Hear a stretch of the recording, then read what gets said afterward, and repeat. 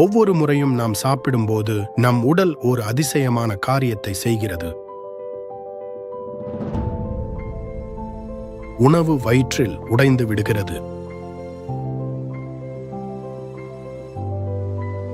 சிறிய சர்க்கரை துகள்கள் இரத்தத்தில் கலக்கின்றன. அந்த சர்க்கரையை நம் செல்களில் கொண்டு செல்ல பாங்கிரியாஸ் இன்சுலினை வெளியிடுகிறது. இன்சுலினை சர்க்கரை செல்களில் செல்ல கதவை திறக்கும் உதவியாளராக நினைத்துக் கொள்ளுங்கள். அங்கே அது ஆற்றலாக மாற்றப்படுகிறது. ஆனால் நவீன உணவுகளை சாப்பிடும்போது அது இரத்த சர்க்கரை அளவை விரைவாக அதிகரிக்கலாம்.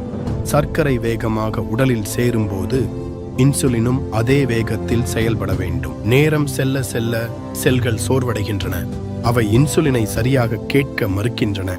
செல் கதவுகள் மெதுவாக செயல்படுகின்றன. சில கதவுகள் திறக்கவே இல்லை. இது செல்களுக்கு தீங்கு விளைவிக்கக்கூடும்.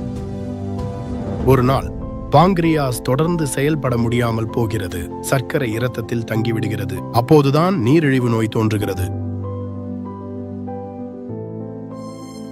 நாம் பிரச்சனை தோன்றும் வரை காத்திருக்க வேண்டுமா, அல்லது தடுப்பை ஆதரிக்கும் ஒரு தினசரி துணையை தேர்வு செய்ய வேண்டுமா?